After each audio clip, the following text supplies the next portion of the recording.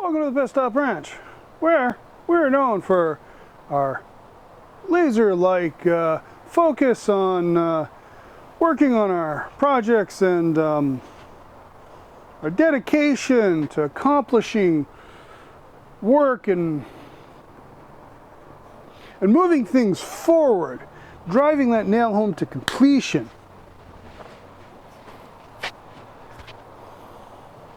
Anyway, I hope you enjoyed today's video.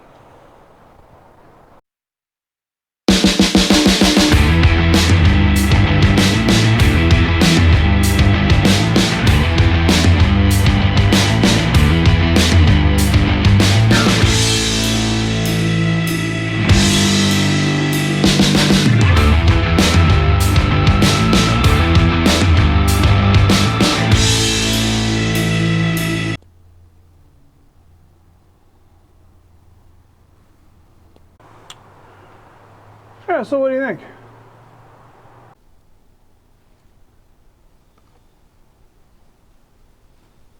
Well, yeah, it's a start. Well, I mean, you know, what do you mean by that? You know what, I honestly think you can do a better job.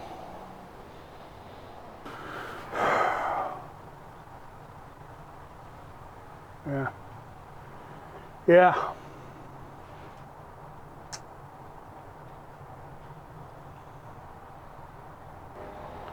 Screw it.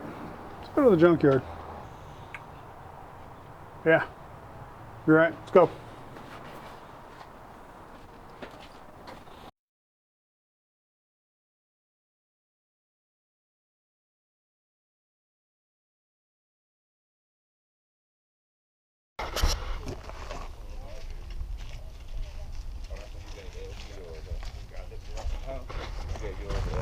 No, that was the thing for the winter. And he never put a minute on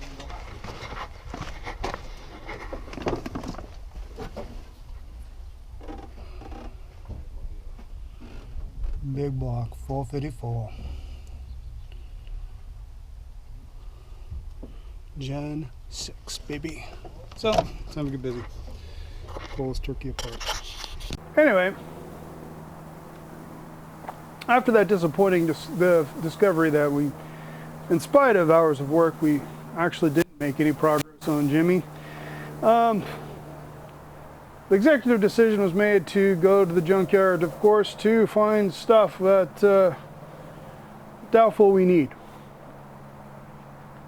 And of course, we were looking for specific stuff that we found, but we're too lazy to get. However, when we came across this thing here, the laziness to must-have curve inverted, and we got to work pulling it. If you're interested, which I don't know why you wouldn't be interested in this ginormous lump of cast iron, this heavy thing, this is a Gen 6 454. Or, in GM speak, it is a Generation 6 big block 7.4 liter vortec.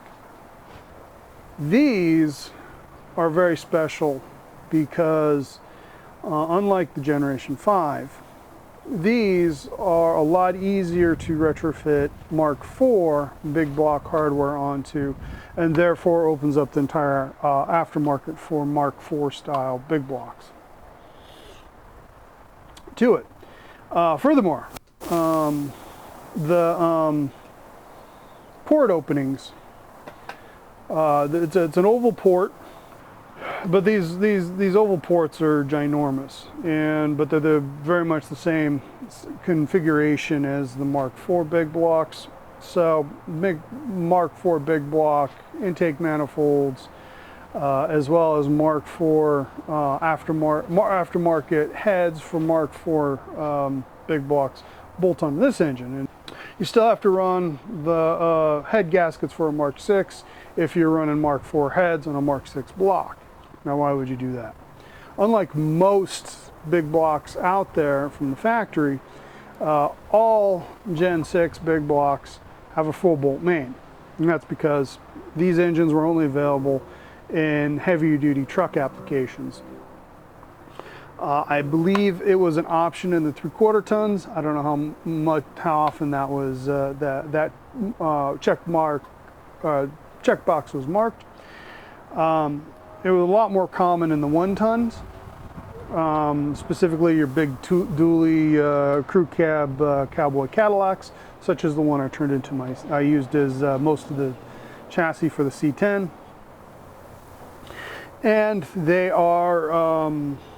They were put in the cabin chassis. I don't know if they did any motorhomes with them or not. But they also put them in the 1-ton vans. The GMC and Chevy full-size vans, 1 tons, usually like your 15-passenger, ginormous, carry everyone type vehicle.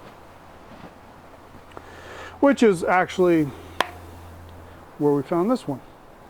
Now, I've been searching for one of these since all the way back in January when I got my Chevelle.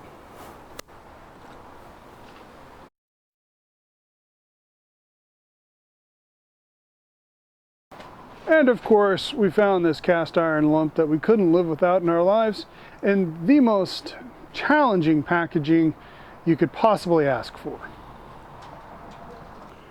Yes, it is. Pulling a engine out of a full-size van, if you do it according to the manual, means generally pulling out through the passenger side, which is, of course, requires access to that side, which you don't have in a pull-your part. So we decided to copy what someone else had done to this poor F-150, or excuse me, E-150. And chop the frame right there at the just after the front suspension, and drop the front frame down, and then pull it out the front the way you would other vehicles. So, as I noted, the C10 with a worn out version 1 of these engines has more than enough torque and horsepower to do everything I ever wanted to, and the power band is perfect. It doesn't need any more torque or horsepower. It is a badass setup. So the idea was get a junkyard engine like this one, do a simple rebuild on it, and toss it in the C10, take that engine out, and take the $3,000 in hot rodding parts I bought with the intention of hot rodding the engine in the C10, and hot rod the engine coming out of the C10, and then put that in the Chevelle. Now, the idea of putting a big block in the Chevelle comes from the fact that it, at one time, because of the way the paint and everything was, at one time it had Chevelle SS 396 badges on it, even though it's just a hard top 2-door. It's not actually an SS. Someone actually did an SS clone on it. Now, I'm not going to do a clone. That's not my thing. But that means that it probably had a big block of some sort in it, iron-headed big block in it. So it's probably already got the springs for it, and even if it doesn't, springs are no big deal. So in the time since I bought the Chevelle in January, 8 months ago, I've been looking for a Gen 6 big block, long block, to do this engine round robin thing. Yeah, and like you've only done 3 trips to the junkyard besides buying the Chevelle. Thank you for that. Anyway, so it seemed kind of rare to me because in that time, in those 3 trips, I did not find one, or 2 trips I did not find one, and the 3rd one I did. So even though this was in such a difficult package to pull, we pulled it. And I am very excited. Because upon closer inspection, it's pretty clear that this engine, this example, there's reasons to be optimistic that it might not need a full rebuild. first off, it's clear the heads have been off. The head gaskets look brand new, Fel-Pro. The heads themselves are extremely clean, like they've been pressure washed, baked, and repainted. There's gray RTV where the on the heads from where they put new gaskets on for the intake manifold, as well as new gaskets for the water pump. Plan right now is to go ahead and go over this engine, pull the valve covers, pull the oil pan, and then look into each cylinder via the spark plug hole using the bore scope, and make a comprehensive evaluation on its health. Turn it over by hand. It turns freely, but it does have a lot of resistance when you turn. For the compression has a lot of resistance, so it feels like the rings seem to be seated very well. So if I see crosshatch in the bores from the bore scope, and the top of the pistons look good and there's no damage on them, the lash on the valve seems correct, I might just go ahead and back them off and redo them just to be sure. All of that stuff, if this engine is as healthy as I think it is, it might just need some new gaskets, a good washing, and then do the swap, and I'll have a even healthier engine for the C10, and then I'll be all queued up to build the Chevelle. And now that we're set up potentially to do such a thing, and what I mean by that is we have this engine that might be a weekend away from being able to stab into the C10.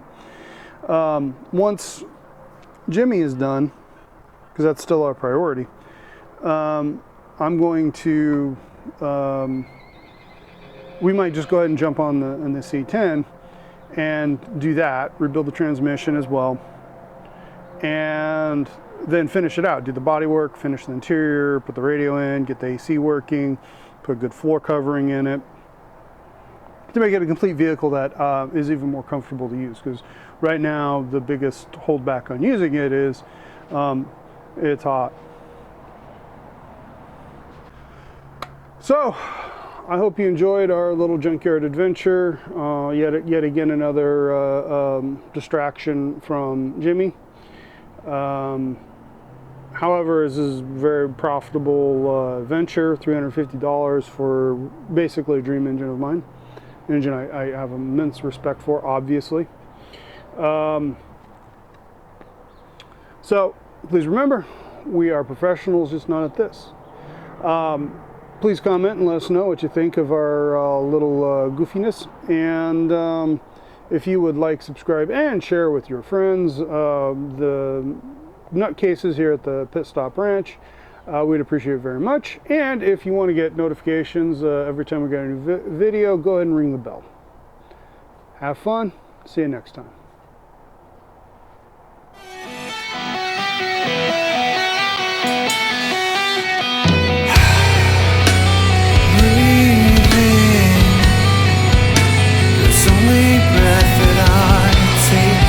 It's importance I cannot